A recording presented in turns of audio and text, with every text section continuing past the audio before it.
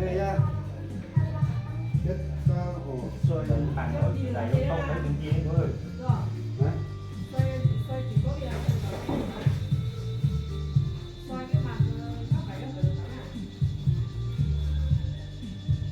Biết cái chỉ hút thôi nha, nhớ chỉ hút cái thôi nha. Ta thêm chỉ hút à? Nó tàu mà chỉ hút nó cái tàu có chẳng cái tàu nào phải bạn sẽ điện mà đưa để cái gì nó điện nó Đầu này ta sáng về nó ở phải ở ngoài như thế bỏ được đâu. Bây giờ phải ở đây. Đâu này ở ngoài này gì? Ở ngoài này. thế thì nó xoay ở Xoay một là kiểu này, một là kiểu này hay là nó xoay cái đầu ra vào đây.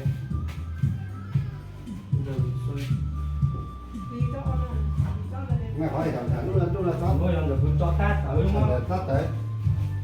Tắt để mình nhớ cái phút tan này chứ không á. Giờ cho là đây này. Nó gì nữa? Rồi giờ cho tiền này, cái này muốn tắt thì cứ cho tắt này.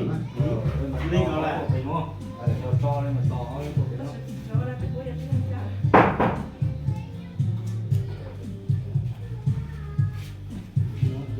Tí nó mồ. nó mình đặt ở đây mà Nó cũng cho lên trên này, cái về lên trên này là mình nghĩ kiểu nào. đúng không? Cái cho vào đây. Nó tụi mà nó lên là thế này này.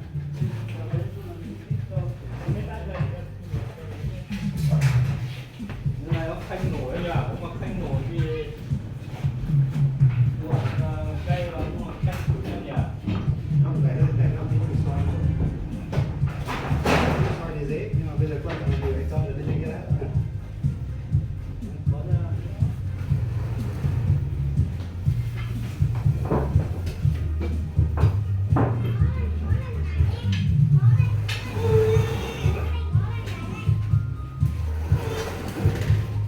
Thế nó có xem bản trước sang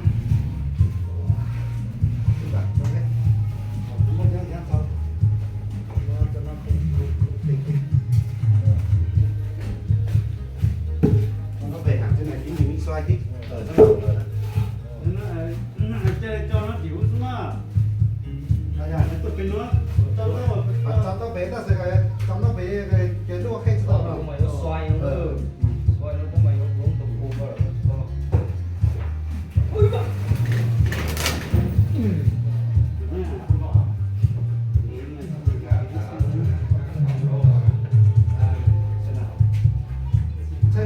Chơi được không? Chơi được không? Rồi đi kia thì có đi mua tập bán thế nhưng là bên nó sọc. Thì mình xoay xoay. Tao cho mày nó Rồi. Chủ yếu quan trọng là nó cái sát phải đến cho cái xoay ấy.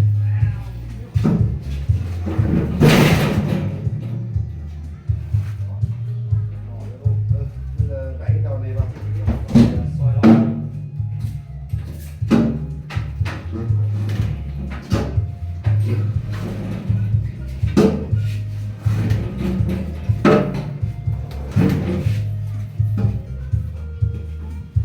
Lúc mà thả hơi thì đâu đúng.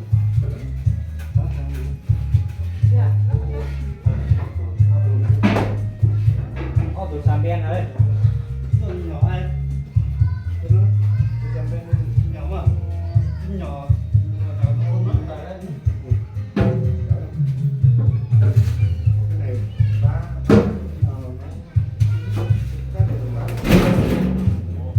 không có con đá vậy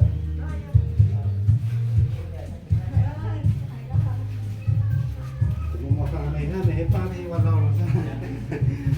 Lúc tí sao là nhả được mày lo. Bây giờ xem nào. Bỏ mấy thanh này ra đây. Ôi cha.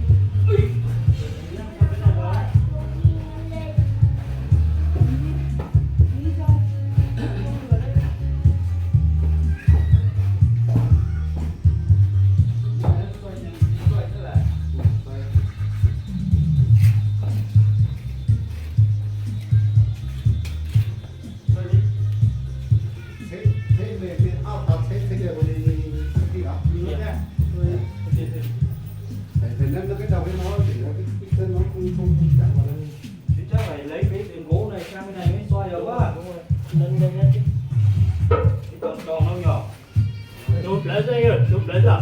Chụp lấy không lên cái nữa.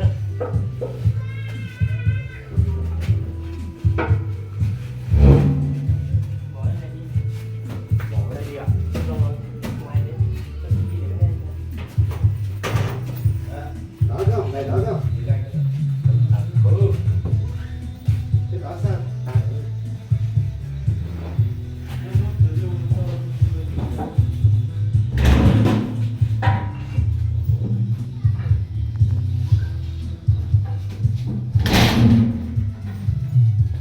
Không được làm gì nữa ở đây. Đâu nhỉ?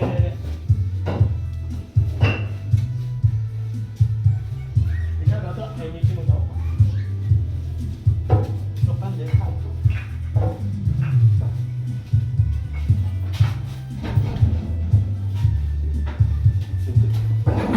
Sau, làm sau phải chụp luôn đi, tôi tao gặp chụp. Chụp đó không? Chụp luôn cái đá nó sát chùa. Đứng đứng lên. Thế. Cái sợi đó nó. Ok, quay cho này. Lâu lâu thì chỉ đi rồi. Này vào đi. lúc cái gì à Anh vô rồi à? cái dòng nó thảo này nè Anh cho cái này nè. To đi nè. nè nó sao Cho cái này to đi. Rồi. Rồi. Rồi. Rồi. để đi Ui. Ô. Xoay cho lò không? Bây giờ cho dưới cái này. Lần chưa? Lần. Rồi. Lần nữa cho cái thanh này dưới. Cái đồ này đó ấy, đồ đó. Hả? Ông mà. Chọn là.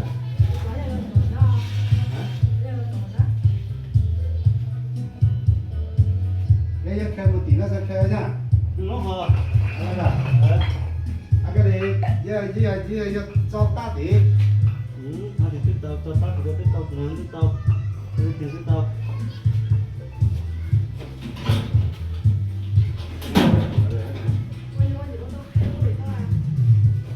Không, cái này nó cũng tiền thôi. Sau này ví dụ sau này cái này nó vô dùng áp dụng cái cho mấy số của nó tiền thì mất tao nó gì đấy đấy giờ cho tiền rồi xoay nó này cho ta thì còn dùng mất ta thì này à Cho tụi nó ra. do tiền cho Thì nó cho. cứ qua cái đầu này xong cái này xong là đó bây giờ mình kia ta sẽ luôn chỉ một nhát kia này một nhát nhỏ nó phải có cái thanh để đỡ cái giấy nó lên trên từ chuẩn bị tụi nó nhỏ nó phải sẽ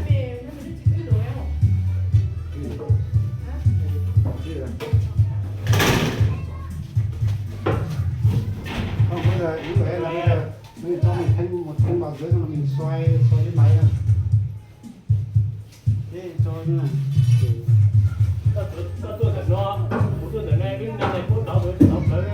ta có lấy ta nhìn nhá nhìn cứ lúc đó kỹ là cái này tụi được thôi á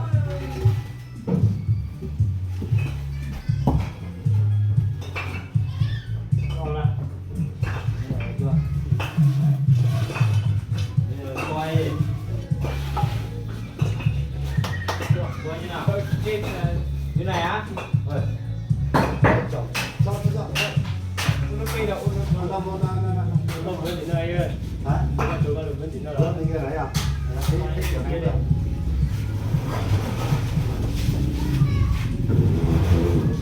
từ lần cái này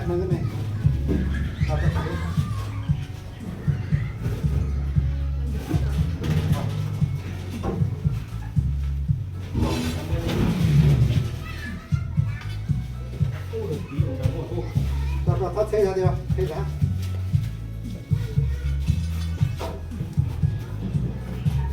lớn rồi bố bá Nó từ mua là ta coi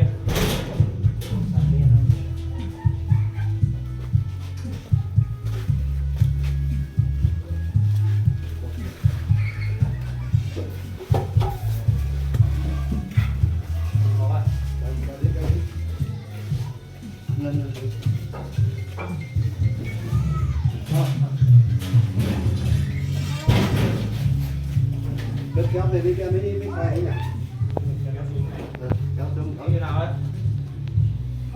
Cái xoay đây chỉ kéo thôi.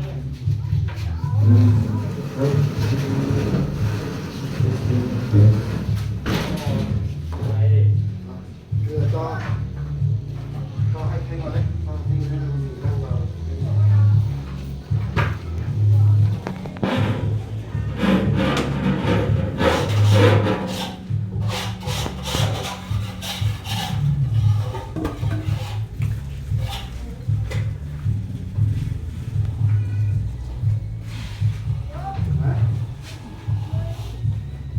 Tí bố bảo mẹ lớn đi nhá. Tí bảo chắc không tí đi. Đấy, cút rồi. Đi làm cái gì? 11 à 14. Đi làm cái gì? Bữa nay là đi tắm rồi, tắm rồi đi kéo nó chạy về.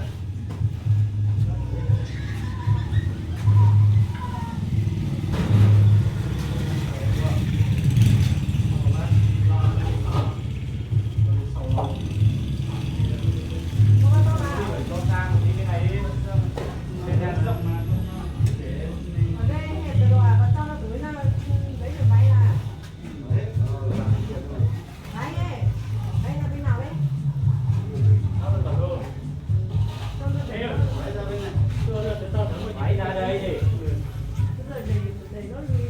Kéo. Không tí rồi bây giờ. Bây giờ. Chứ không muốn rồi. Đi đâu rồi đây? Để có máy gì không à? Mua một giá Không đâu. à?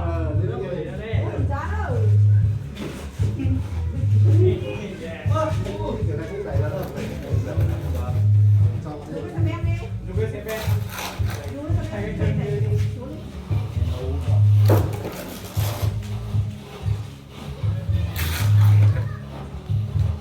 Máy ra đây thì phải cho rộng tí vào. Rồi cho nó vào cái đường. Hết à? Đen tôi từ Thứ nhá.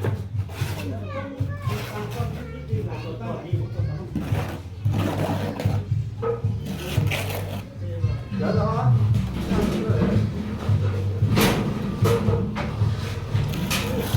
Cái này rất là bỏ đi. còn không ra hết lo cho. Lâu rồi à? Lâu nó đẩy ra. Thì nó là thế mà. Lâu một tí nữa. Lâu nó đẩy ra là đây. Sao mà đi đâu được đến đây đi đâu mà. Đưa cái kề đây đi đi. Anh lên cái này. Rồi. Ra đầu này. Để nó đi. Cái này kệ nó khoáng như này quá.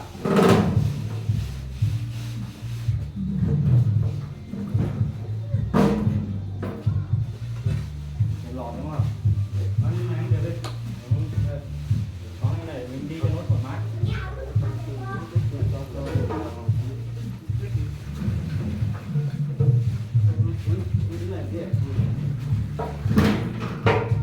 Em đây, biết không? Đi lấy cái thanh cái sang vừa ra.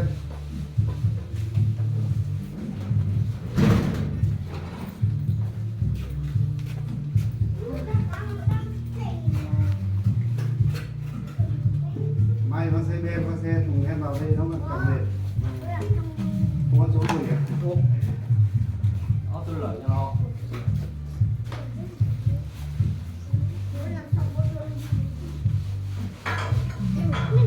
Rồi.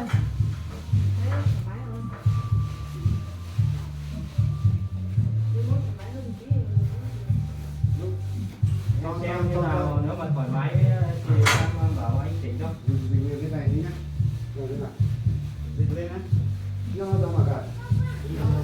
Thoải mái vào. Là cái này. Đấy, cái sao phòng căn phòng. Vô phòng này. Vô này. Làm sàn nhà luôn thôi. Thế thì cái này cho vào trong đi. Vào trong một tí dẻo để nó